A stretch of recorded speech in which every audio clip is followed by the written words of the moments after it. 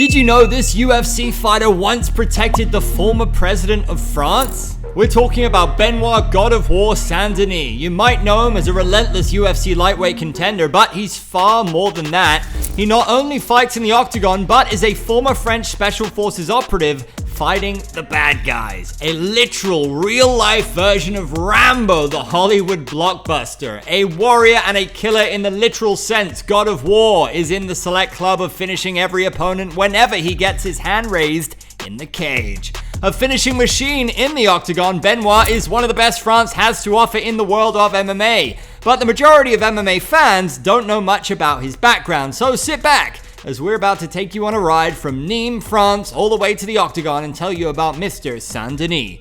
Long before going toe-to-toe with Dustin the Diamond Poirier, this man was fighting terrorists in Africa. During his days in the military, he fought several insurgent groups overseas, including the notorious Boko Haram from Nigeria, and was on a mission to reclaim an airport in Timbuktu, Mali. On top of that, he's been involved very closely with the former president of France, François Hollande, during that mission in Timbuktu. Ever since Benoit was a child, he wanted to become a knight. I wanted to be a knight, because the knight is the one who is protecting the weak against the strong. His father was also a French army officer, so basically the warrior life was in his blood. I became a French Special Air Service member, French Special Forces. Mostly what I did was counter-terrorism on the Sub-Saharan band against Boko Haram. I did protection of high-value personalities like the president, ministers, generals in a lot of different countries in Africa. BSD wasn't about to break the streak. He jumped into the Special Forces right after high school when he was just 18. By that point, he was already a black belt in judo and had messed around with rugby. His physical game wasn't just for show. That skill set seriously paid off when he got deployed to Africa, and let's just say he handled business pretty well over there. God of War is built different, mentally and physically. His persona screams warrior energy and is visible all over his body like an armor. One could easily guess his love for his motherland, France, and his unshakable faith from his artistic tattoos. Every piece of art tells a chapter of his story.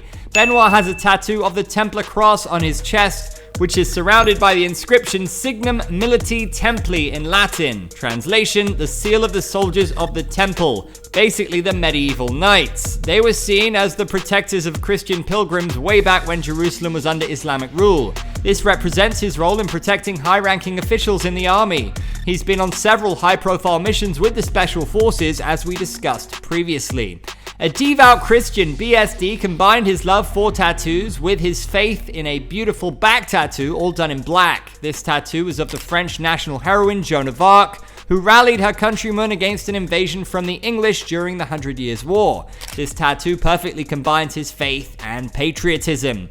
He has the French Special Air Force dagger inked on the back of his left tricep, a constant reminder of his military service and the elite regiment that forced him. Now to his right bicep, where we see his MMA story. First up, a tattoo of the gym where he first started rolling in BJJ. That gym was the start of everything and shows you how loyal a guy he is and how much that gym and the training there meant to him. A subtle nod to his roots in judo and to the honor, discipline, and warrior spirit that come with Japanese martial arts. Every tattoo's got a reason and a thought behind it. While in the army, he earned the prestigious Medal of the Nation's Gratitude and the Combatant's Cross.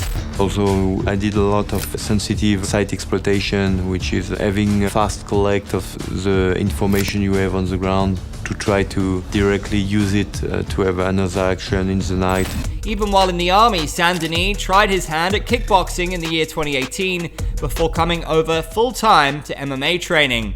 If anything, God of War is tenacious. This is the same man who won an amateur MMA tournament 15 days after he started training in the sport. Point to be noted, he was already a black belt in judo, but to start training in another sport and win a tournament in the first month is a huge achievement. In 2019, after 5 years of a successful career in the French Special Forces, he left the army full-time and decided to pursue mixed martial arts. In the army, you are always under orders, and I wanted to be my own boss. 2 years after setting his sights on the UFC, he finally achieved his dream, but the beginning was anything but smooth. On his debut, he faced Elizeu Zaleski dos Santos in a welterweight bout and came up short, losing via unanimous decision. Determined to rebound, he dropped down to the lightweight division, and that's where his career truly took off. He rattled off 5 straight wins, each more impressive than the last. The highlight of which came at UFC 295, where he knocked out hometown hero Matt Frevola with a spectacular head kick. It was the toughest test of his UFC journey so far, and he passed it with flying colors. BSD was a relatively unknown lightweight prospect, but left the legendary Madison Square Garden with the win of his life. He called out Poirier for a matchup in his Octagon interview and got lucky when the UFC chose to match him against the legendary fighter at UFC 299 in 2024. This fight was supposed to be huge. Both fighters were at a potential crossroads in their careers at lightweight. Dustin looked like he was 1 foot out, while Benoit was making huge inroads in the deep end of the 155-pound division. Early on, Saint Denis had moments. His relentless pressure backed Poirier up against the cage. But those watching closely knew Poirier thrives in chaos. When BSD's gas tank began to fade, exacerbated by a reported staph infection, Poirier turned the tide and finished him. For Poirier, it was a resounding statement: I'm still here and I'm still a problem. This fight was a classic case of veteran savvy versus rising contender, and in the end, the veteran reminded everyone that experience and composure at the elite level still matter. For BSD, this wasn't the end. It was a crucial learning moment. Losses to legends like Poirier don't derail careers, they shape them. Next up, the UFC threw him in the deep end again, this time headlining UFC Paris in 2024 against Renato Moicano. Again, this bout did not go his way. Moicano dominated him on the mat before unleashing some nasty ground and pound for the TKO. It was brutal, but that's the nature of the game. Now, at 29 years old, this man sits at number 13 in the UFC lightweight rankings. Most recently, at UFC 315, he stepped in to fight an unranked fighter, Kyle Prepolek, on a week's notice. Initially, he was supposed to fight Joel Alvarez, who withdrew due to a hand injury. And guess what? Not only did he finish his opponent, but he also made it very clear who he wants to fight next. Gamrot, Hooker, Gagey, I'm here. And Gamrot, you are looking for an opponent? Don't worry, brother. I respect you, but I'm gonna bring you violence. And you know how it goes with them. It's gonna be violent for sure. There's a reason Joe was talking about this French dude like he just saw Bigfoot. Eyes wide, voice all low and serious. And we've seen why that is. BSD has been making waves in the UFC, no doubt. Sure, he's hit a couple of speed bumps lately, but he's still a serious problem in that lightweight division, and we await many barn burners and knockouts from this French gentleman as his story continues in the UFC. What are your thoughts on the God of War? Did you know his savage story? And who do you want to see him fight next? Drop your thoughts in the comments, and don't forget to like, share, and subscribe to Sports Key to MMA for more Fight World stories. And before YouTube pushes you off to another video, take a look at the one on your left, where we explore, is Islam Makhachev ducking the inevitable in Ilia Topuria? How did the UFC fumble the bag on this epic clash, which was ready to be served on a platter?